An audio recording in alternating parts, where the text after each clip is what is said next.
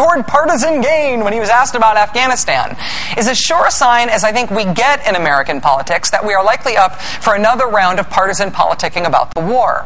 Democratic president says he wants to end a war. That's essentially the cue for the Republican Party's theme song, their fight song, to start up just at the thought of it. This is the next big thing that's going to happen in D.C. And there is a very big political problem at the heart of it for the Republican Party. And I believe the American people sure have chosen outstanding members to join the United States Senate. Mitch McConnell. Mitch McConnell, the Republican leader in the United States Senate.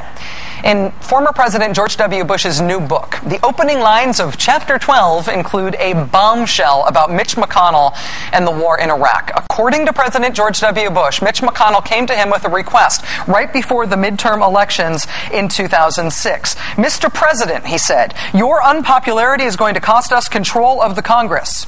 Well, Mitch, I asked, what do you want me to do about it? Mr. President, Mr. McConnell said, Mr. President, he said, bring some troops home from Iraq. President Bush says Mitch McConnell asked him privately to withdraw troops from Iraq in 2006 because it might help Republicans win the 2006 elections. That was, of course, while Mitch McConnell was simultaneously making the case in public that any Democrat wanting to withdraw troops from Iraq was all but a traitor. General Abizaid had it correct when he said if we leave Iraq, they'll follow us. They'll come back here. So cutting and running is not a strategy for protecting the American people here in the United States. Spoken in the same month that President George W. Bush says Mitch McConnell was lobbying him behind closed doors to, what did he call it? Cut and run. Mitch McConnell was calling it cutting and running. That's what he was saying publicly while lobbying President Bush privately to pull the troops out for political reasons. Mitch McConnell has not denied this revelation in President Bush's new book. Senator McConnell's hometown paper, the Louisville Courier-Journal, denounced the senator for, quote, contemptible hypocrisy because of this story. We reported the story here on Friday night. We asked Senator McConnell to please appear on the show to discuss it. His office has declined our request. But with that skeleton in Mitch McConnell's closet now revealed, Republicans have a problem on their hands. The debate in this country is about to return to questions of whether and when and how to draw down U.S. troops in wartime. What's their leader in the Senate going to say about it? And why will anyone believe him that that's what he means? And why will anybody believe him that he's lobbying for the same thing in public as he is in private? And what's his explanation for saying he wanted to change the strategy in the other war in order to help Republicans win the 2006 midterms? He's the Republican leader in the Senate.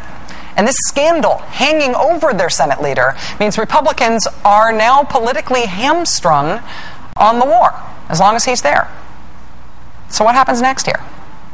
Joining us now is Jim Carroll. He is the reporter who first wrote about this story in Senator McConnell's hometown newspaper, the Courier-Journal. After Mr. Carroll's reporting, it was the Courier-Journal's editorial board that blasted Senator McConnell for, quote, contemptible hypocrisy over this issue. Mr. Carroll, thank you so much for your time tonight. Rachel, thanks for having me. Always glad to talk to a fellow Red Sox fan. Oh, very good. Now, you keep that quiet unless it's going to get you in trouble at home. No, it's fine. You have obviously covered Senator McConnell for a long time now. What was your reaction when you first read this account in President Bush's new book? Well, little secret, Washington reporters, we do what, every time there's a major book that comes out, we do the Washington read, we run to the index and we flip through it to see what names are in the back, and I was expecting, this is George W. Bush's memoirs, I was expecting some very kind references to Senator McConnell that probably, wouldn't really raise an eyebrow anywhere, and while I was reading this in the bookstore at Borders in the middle of downtown Washington, my mouth dropped open, and I kind of looked around to think, gee, I hope people aren't wondering what it is I have found in here.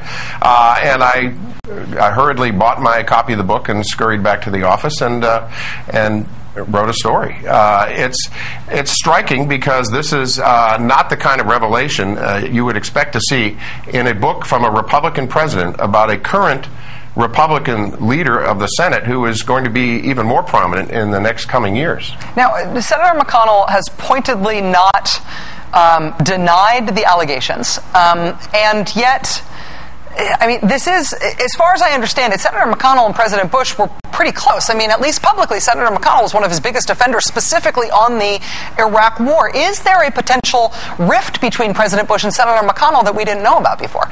Well, you know, we're put at a disadvantage a little bit here because it's sort of a he said, he's not saying kind of story. Yeah. And oddly, it sort of flipped in reverse what you would normally expect. People a lot of times like to come out of the White House and say what they said with the president. And, of course, the president is not coming out to say anything, so you don't know what they're saying.